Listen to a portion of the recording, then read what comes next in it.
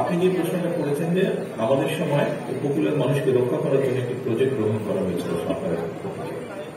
পরবর্তীতে পলাতক স্বৈরাচার তাদের সঙ্গে বন্ধ করে দেওয়া যায়। এটা খুব স্বাভাবিক ব্যাপার, সিম্পল আনসার। যেই কাজটি করলে মানুষ উপকৃত হবে সেই কাজটি যদি ওরা বন্ধ করে থাকে, ইনশাল্লাহ আমরা সেই কাজটি শুরু করে দেবো। এখানে যেটা করলে মানুষের উপকার হবে, সিম্পল। আর আমার নানা বাড়ির মানুষ যেটা বোন যেটা জিজ্ঞেস করেছেন, দেখুন আমি এটা সকলের উদ্দেশ্যে বলছি। এখানে আমির সাহেব এবং জকিরুল্লাহ সাহেব খুব সুন্দরভাবে খুব সংক্ষেপে আমাদের এনার্জি সেক্টরটাকে এই পলাতক স্বৈরাচার কিভাবে ব্যবহার করতে, এই সেক্টরটাকে জাস্ট লুটপাটের উদ্দেশ্যে তারা ব্যবহার করেছে। এটাকে একদম এই সেক্টরটাকে এমন একটা অবস্থায় নিয়ে গেছে যে এটা খেসারত এই দেশের মানুষকে দিতে হচ্ছে, প্রত্যেকটা মানুষকে এটা খেসারত দিতে হচ্ছে, ট্যাক্স প্রত্যেকটা মানুষের পক্ষ থেকে। আমাদেরকে আরেকটা জিনিস বিবেচনা করতে হবে, জ্বালানি এমন একটা শক্তি, জ্বালানি শক্তিটা এমন একটা শক্তি যেটা খুব মূল্যবান, যেটা আপনি ব্যবহার করে ফেলে আপনি আর রিটার্ন আনতে পারছেন না, ফিরে পাচ্ছেন না।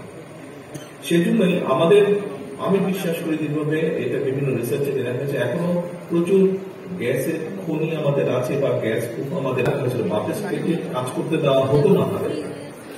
বিদেশ থেকে ইচ্ছা করে 3 ডবল দামে কয়লা কিনে এনে বিদ্যুৎ বানানো হচ্ছে, 3 ডবল দামে গ্যাস কিনে আনা হচ্ছে, এলএনজি গ্যাস কিনে আনা হচ্ছে। তবে একটা বিষয় আমাদের সকলকে বিবেচনা করতে হবে, এই কথাটা আমি বলেছি, জ্বালানি একটি অত্যন্ত মূল্যবান শক্তি বা রিসোর্স আমাদের। এটিকে কি আমরা শুধু রান্না বান্নার ক্ষেত্রে ব্যবহার করব, নাকি এই জ্বালানিটাকে ব্যবহার করে আমরা প্রোডাক্ট তৈরি করব, যে প্রোডাক্টটি আমরা পৃথিবীর বিভিন্ন দেশে বিক্রি করার মাধ্যমে মূল্যবান বৈদেশিক মুদ্রা আর্ন করব? এই বিষয়টি আমাদেরকে একটু বিবেচনা করতে হবে। শুধু রান্না বান্নার জন্য যদি আমি মূল্যবান প্রাকৃতিক সম্পদটাকে ব্যবহার করি, তাহলে আমি কতটুকু আউটপুট পাচ্ছি বা লাভবান হচ্ছি রাষ্ট্র হিসাবে, দেশ হিসাবে। কিন্তু আমি যদি এটিকে ইন্ডাস্ট্রিতে ব্যবহার করার মাধ্যমে আমি যদি এটিকে ভ্যালু অ্যাড করতে পারি, সেক্ষেত্রে দেশ বা রাষ্ট্র বা মানুষ কতটুকু লাভবান হচ্ছে, এই বিষয়টিকে আমাদেরকে ধন্যবাদ।